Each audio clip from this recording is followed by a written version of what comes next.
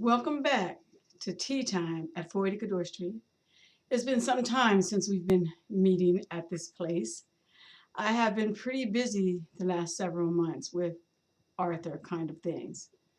I do record though when I have something that I think is not just important to me, but important to you.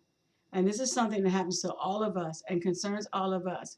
And most of us are not even aware that this is happening to us from the bad guys. So the topic today is the bad guys. Who are they and how do we stop them?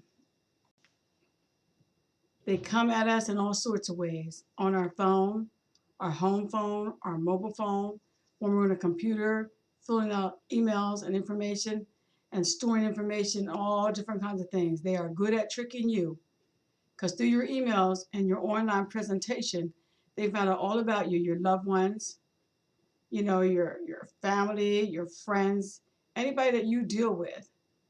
They are personally taking their time to plot and get you and steal what they can from you. And they do it on a daily basis. And most of the time, we do not see it coming. We know it came when it hits us, when we start getting phone calls about bills we owe that we know we did not make, etc. Here's an old saying for 2,500 years ago. The phrase is from the art of war: know thy enemy and know yourself. In 100 years, in 100 battles, you will never be defeated. Remember that. If you know your enemy and you know yourself, you will not be caught up in any of this. We are all at war with a growing, spreading industry of fraud. You can thank quick technology for that. There are people out there who are continually exploiting and taking things. They have timeless greed. They're out to scam you out of everything they can. They have good pitches, and those pitches have escalated to the point that you can't get away from it. Almost all of us are on social media for one thing or another, not just emails, answering questions, giving other people information they request of you, from your credit cards, from your banks, from anybody that needs information, almost always, even from your doctor's offices. They're coming to you on the internet. You're going to them on the internet. These scammers have phone mechanisms that don't shut down or don't seem to shut down. They have systems that can automatically call 8 to 10 hours a day, back to back, back to back. We can win this battle against them if we understand who they are, if we understand what the scammers are all about, how they manipulate us, and how we are prone to react. I will try to give you information on all the players in these scam situations. I'll talk about the brokers, the money launderers, the tech gurus, and others from forms of armies of scammers attacking us. I will tell you current schemes and give you some ideas to help you keep from losing a cent. And remember, forewarned is forearmed. Let's talk about the data brokers first. The fraud starts with information about you. It can be easily and cheaply brought in the underground marketplace.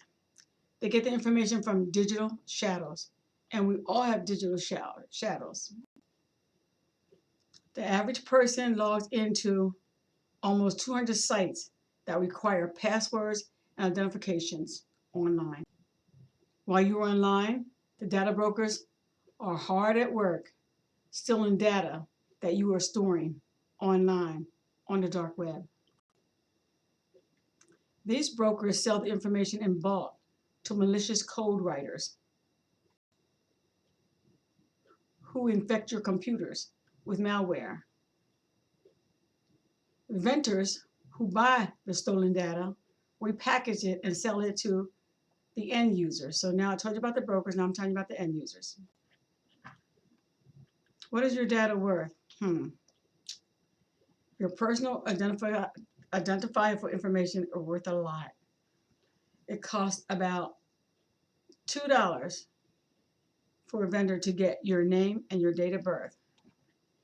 If they add a phone number, they can get it for $4 to $5. A person's credit card's information pays $25 to $35. A hacked Facebook account, $65. A selfie photo, yeah, do them selfies. With a U.S. driver's license or another identification on it, is worth $100. Now you think that's not a lot. I'm going to explain to you how it becomes a lot. Who is buying this information? There's a company called Q6 Cyber in Hollywood, Florida. There are hundreds of thousands of serious threat actions out there from all over the world, not just the United States. The information is sold in digital shops, on the dark web, as well as more exclusive online forums. Because every computer is compromised with what is called key logger. Every letter a person types is revealed to the bad guys, who then grab your information and take over your banking and email accounts. Now you know that is pretty scary. Pretty scary. Now let me introduce you to the boiler room.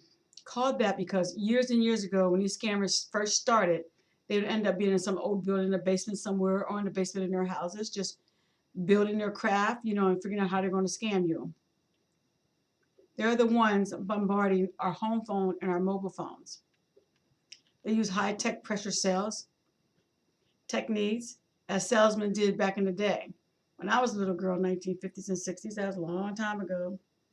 40s and 50s, shall I say. Let me change that. I remember salesmen knocking on my mom's door selling encyclopedias. We didn't have social media like you have now. We didn't have Google like you have now. I'm telling you, Google is a wonderful thing. I love it. But let me tell you something. Google is an open book to everything about you.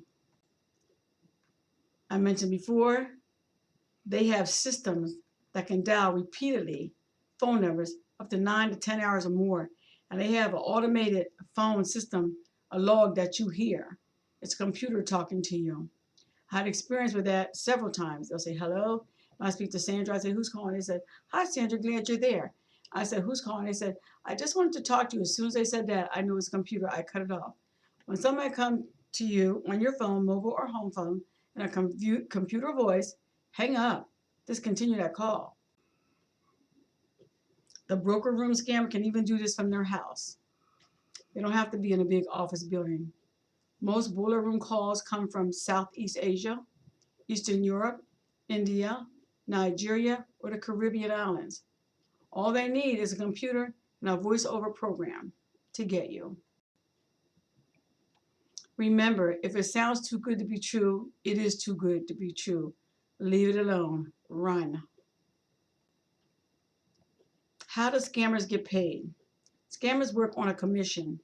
They are given a script to use on the dark web. They learn everything they need to know about you to get your information. They track information about your kids, your sisters, your brothers, your parents, your grandparents, your friends, etc. Anybody you deal with. Some of them place ads on social media to target you by age, likes and dislikes, etc. They call you on your home phone pretending to be the Social Security office, AT&T, or your bank even. They do that frequently, and at my number, I have took off my voicemail so I don't get messages. If you don't get me, you don't get me. I don't do messages. I don't want to screen or scan messages. The biggest thing going on now, some of the biggest scams, is the Google Voice scams. You place an ad to sell something. A scammer calls you and pretend they want what you are selling. They tell you they want to make sure that you're not a scammer. And they tell you they're going to send you a link for you to look at. They want you to read the link, what's in the link, out loud so they can hear it. They're telling you to read it back to them. Make no mistake, once you read it back, they got you. Your identity is gone. They have your voice to pretend to be you, and it ain't hard. Another big scam is the rental assistance for seniors. When COVID came out and people started losing jobs and couldn't keep up their rent, pay their bills, all these deals came out. The scammers thought that was a brand new avenue for them and they took advantage of it. They were telling seniors to fill out their application for the amount of money they need for their rent. And people not knowingly thought this was like legitimate. Everything looked legit online. They fill out the application, they send their application fee. They never hear from them again. Now you say that's not a lot of money if they're charging each person $100 or $50. But if they did that for how many times a day to how many people, thousands, that's a lot of money that they took in. You never hear from them again, and you cannot trace them down. Then there's the fake job frauds. They get your resumes off of Monster, Indeed, Career Builders. Then they call pretending to be a recruiter. They call, or they email you, or they text you to reach out to you in any way they can. Sometimes the goal is to get more personal information from you. They feel like you didn't put enough on your application. Other times, it is convince you to send money for bogus home office setups to start the job that they're offering you. And OMG, let's not forget about the Amazon calls. This is Amazon. Somebody just charged $2,000 on your Amazon account. We need you to call this number. Hello, computer, disconnect. And oh, I need a favor for a friend. Somebody text you and said, oh my God, my friend is this, my friend is that. We're taking money and collecting money for this and that. Leave that alone. Don't give up anything to somebody you don't know. And somebody tells your friend told them, pick up the phone and call your friend and verify. Then there's the local tax imposters. Don't listen to that. They said this is the county tax or the state tax assessment office, et cetera, et cetera, et cetera. They don't call you and do that stuff. They send information by mail that's legitimate that you can call back and check to see who you're talking to. And there's the payment, the peer-to-peer payment request. They usually ask for payment through Zelle, Cash App, Venmo, or anything else they can get money from you through. The problem is, if anybody ever called you to do that, don't do it because that money's not traceable. Any one of those apps, nobody, the law cannot trace those accounts or trace where that money went. It's not possible. And then we have the money handlers. These are the big guys. I'm going to read this to you because it's quite a bit, but I think it's very interesting. Stealing your money is only half the battle for cyber crooks. When a fraud victim sends money to a con artist, you'd think the criminal's work would be mostly complete. But what comes next might be the most difficult and complicated part of the transaction, particularly if the criminal is outside of the United States, getting the money into their hands in a way that's untraceable by law enforcement, banks, or anyone else. Welcome to the underground financial world of money laundering, where gift cards, wire transfers, cryptocurrency, and other payment methods are converted into clean cash. And banks, credit cards, and other legitimate financial institutions are avoided at all costs. It is often a labor-intensive process involving many people and enterprises along the way, each taking a cut out of the money they stole from you.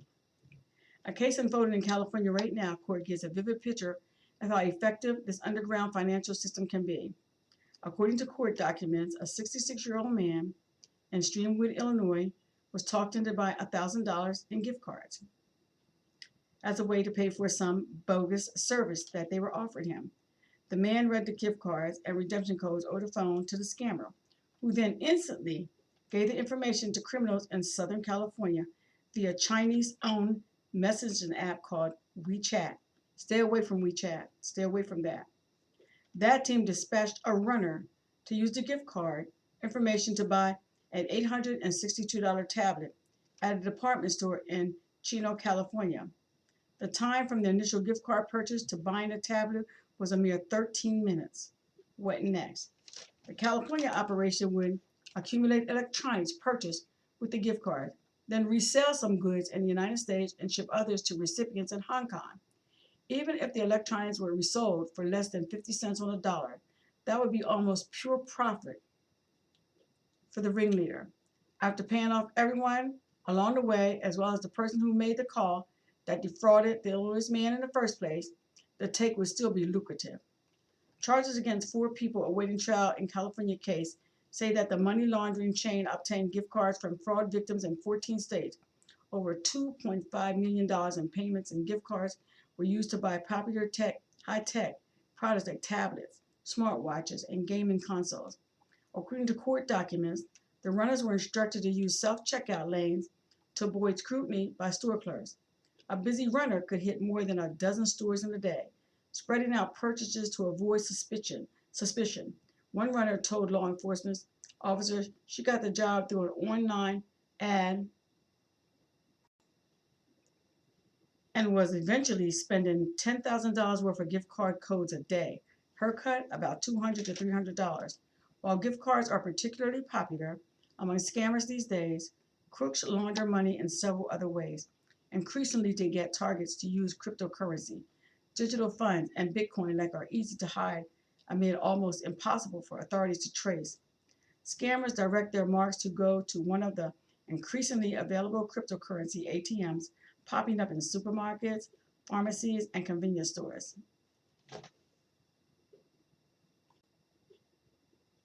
Those funds can be laundered on a digital ledger that tracks cryptocurrency transactions called the blockchain and can easily be hidden from authorities. Cash remains popular with many crooks. There are countless ways for criminals to launder hard currency, says anti-money laundering specialist Jack D. Smith, who teaches at George Washington University Law School in Washington, D.C. Front companies from nightclubs to car washes or laundromats can be used to commingle cash from frauds with legitimate revenues, or money can be smuggled overseas. Other crooks convince targets to wire the money via Western Union or other such companies. Once it is sent, the scammer on the receiving end picks up the funds and walks. Know that it is illegal for any telemarketer to ask you to pay via wire transfer, the FTC notes. If someone tries to talk you into sending a wire to buy something, hang up the phone. You will not get that money back. I've shared a lot of information with you. It's good information. I hope you pay attention so that you don't get scammed.